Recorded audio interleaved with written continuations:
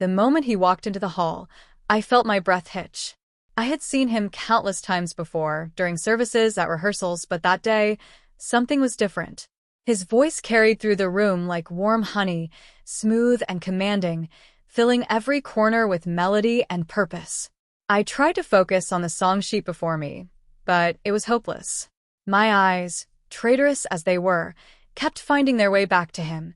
The subtle way he smiled when giving directions, the soft crease between his brows when the tenors missed a note. I found it nearly impossible to take my eyes off him all through the practice. He stood there, tall, confident, his voice deep and steady as he led the tenors. Every time he smiled, it was as though the whole room lit up. So, when I caught him grinning at something one of the female singers said, my blood boiled before I could stop myself. It wasn't logical. I barely knew him, but the annoyance burned through me anyway. Before my better judgment could intervene, I marched straight up to him. He turned from the girl, surprise flashing across his undeniably handsome face. "Can I speak with you for a minute?" I said sharply, then turned and stormed off before he could reply. To my surprise, he followed without a word until we reached the courtyard just outside the practice hall. When I was sure we were alone, I fixed my gaze on him, hoping to look intimidating, though my heart was pounding. "Well?" he asked, a small, amused smile tugging at his lips. He looked a bit flustered, and that gave me a tiny spark of satisfaction. "What do you want to talk about?" he added, still watching me with those honey-brown eyes. I had planned to be polite. Truly I had. But the moment his eyes locked with mine, all my rehearsed words flew out the window. "How could you?" I demanded. He frowned. "How could I what? How could you treat my friend so terribly and still have the nerve to flirt with another girl?" "Wait, what? Who's your friend?" "Flirt? What are you talking about?" "Don't act like you don't know what I mean," I snapped. He took a moment, then his brows furrowed. "Are you talking about Brittany?" "Of course. Who else?" He sighed. "First of all, I don't flirt with anyone. I'm simply polite. And second, I don't see why you're angry that I respectfully turned down someone I don't have feelings for." "Respectfully?" I scoffed. "You crushed her confidence." He crossed his arms. "What did you expect me to do? Pretend to like her and waste both our time because she believes I would eventually fall for her?" I hesitated. Brittany hadn't told me that part. "Well, I just think there are gentler ways to reject someone." "Like how?" he asked, his voice calm but curious. "You could tell her she's beautiful, that you're honored by her feelings, something to soften the blow." He tilted his head. "Would you believe me if I said I did exactly that? Or would you just find another reason to villainize me?" "If you did, Brittany wouldn't have come back crying," I shot back. He sighed deeply. "If telling her she's beautiful and that any man would be lucky to have her, but that I already have my heart set on someone else, makes me cruel, then I don't know what wouldn't be." My mouth fell open. "You said that?" "Yes," he said simply. "And the person I like clearly hasn't noticed yet." "Have you told her how you feel?" I asked, curiosity replacing anger. "Not yet." "Well, I hope she rejects you," I said, crossing my arms. "Then you'll know how Brittany feels. With her temperament, I wouldn't be surprised if she did," he said with a smirk. "Do I know her?" I asked, leaning forward. "Oh, you definitely do. Who is she?" "She's standing right in front of me." I turned, expecting to see someone behind me, but the space was empty. When I faced him again, he raised an eyebrow. Then it hit me. "You've got to be kidding me," I said, laughing nervously. "I am not," he said simply. "Why, when what?" I stammered. "How could you say that knowing my friend likes you?" "I was going to tell you anyway," he said softly. "It's just unfortunate she confessed first." "What am I supposed to do with this?" I demanded. "You could start by going on a date with me tomorrow," he suggested with a grin. I blinked. "You've got to be joking? I have never been so serious.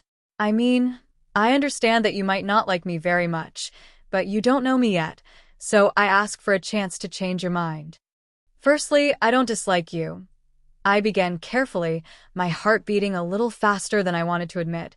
"But I can't say I reciprocate your feelings." I've never thought of you that way. Perhaps it's because I knew how much Brittany likes you. That knowledge made it impossible to even consider you in that light. He tilted his head slightly, a small amused smile tugging at his lips. Well then, he said softly, stepping closer. Would you please allow me to win your love?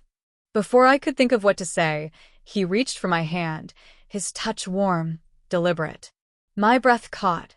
For a man who claims he doesn't flirt with women, I managed, though my voice trembled more than I liked. You're really showing off your skills.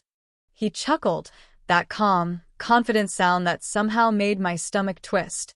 But I'm not flirting, he said sincerely. I truly like you. I'm going to have to speak to Brittany about this, I said, pulling my hand back, trying to ground myself. I wish you hadn't put me in this difficult position. He only smiled, calm, knowing. Whatever the case may be, he said, his voice low but steady. Can we meet here tomorrow? Then you can either turn me down, or we can take a walk into town. And please, his eyes softened. Don't turn me down because you think I should be with Brittany and not you. That's just silly. With those words, I watched him walk away, tall, composed, and undeniably magnetic. The late afternoon light traced the edges of his silhouette, and for a moment, my heart began to race. It was thrilling and terrifying. Whilst I was caught up in the rush of it all, uncertainty began to creep in. How was I supposed to tell Brittany? She was really hung up on him. She'd pointed him out to me the very first day I joined the choir. That's him, she'd whispered, eyes glowing. The one who can sing, play almost every instrument, and never misses a single service. Everyone called him the church's most eligible bachelor. Now, he had just asked me out. When I returned to the small caravan room Brittany and I were sharing for the week-long choir camp, the air felt heavy. We were all preparing for a big concert, but the energy in our space was anything but musical. Brittany was still lying in bed, in the exact position I'd left her that morning. Her blonde hair was tied in a messy bun, and her eyes were swollen and red, clear signs she'd been crying again. Hey girl, I said softly, stepping inside. I'm back. Are you okay? Of course not, she snapped, blowing her nose hard into a tissue. I just don't understand why he wouldn't at least try to like me back. Her voice cracked as fresh tears welled up. I took a deep breath, torn between compassion and dread. Should I tell her? Or just let it go? Arg, this is not a soap opera, I muttered under my breath, pacing a little. What's wrong with you? Are you going nuts now? Brittany asked sharply, giving me a side eye. There's something I've got to tell you, Britt, I said finally.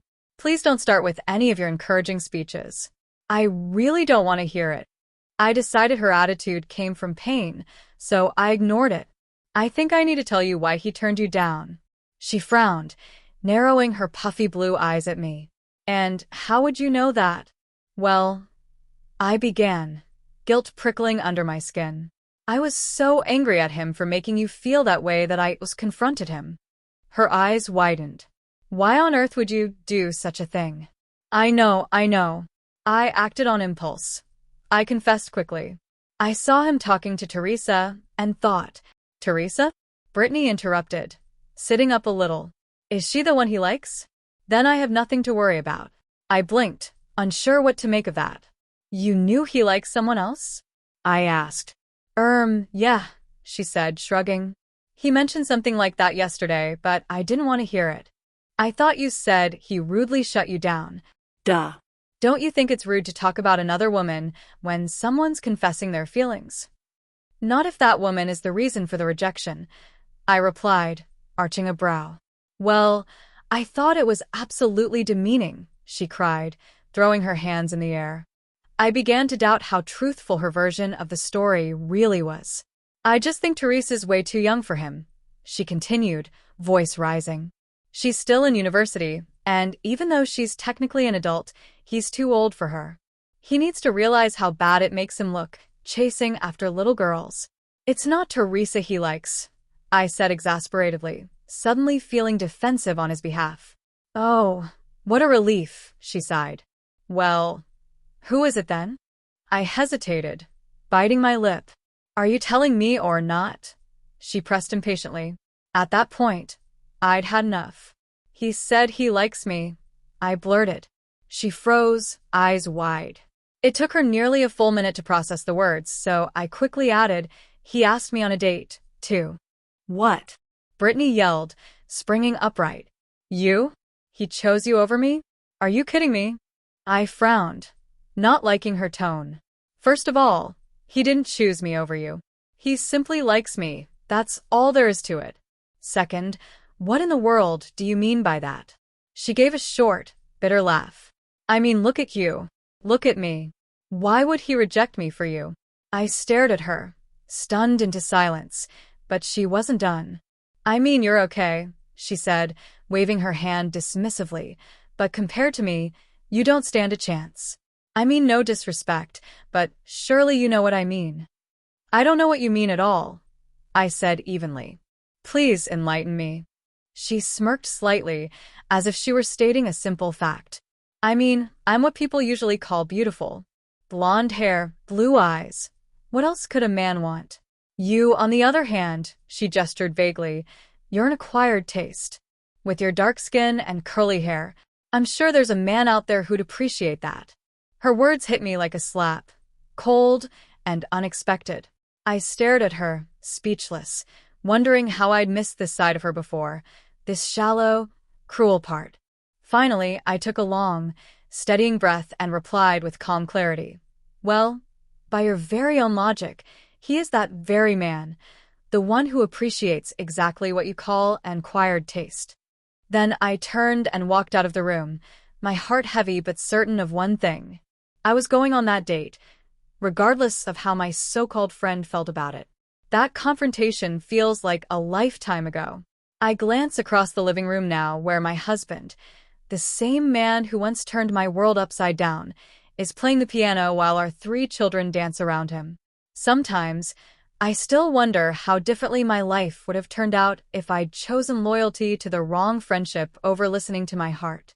As for Brittany, I never saw her again after that camp. Last I heard, she moved to another city. But I'll always be grateful she revealed her true colors, because if she hadn't, I might have missed my forever.